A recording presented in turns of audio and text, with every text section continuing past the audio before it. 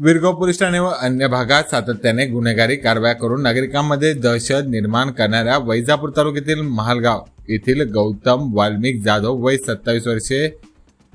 या सराईत गुन्हेगाराला पोलीस अधीक्षक ग्रामीण मनीष कलवानिया यांनी अखेर 1 वर्षासाठी हर्सुल येथील कारागृहात स्थानबद्ध केले आहे।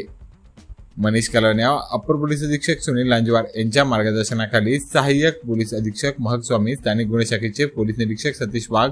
विरगाव पोलीस ठाण्याचे सहाय्यक पोलीस निरीक्षक शंकर वाघमोडे, उपनिरीक्षक दीपक आवटे, पोलीस नायक गणेश जाधव, दीपक सुरोसे,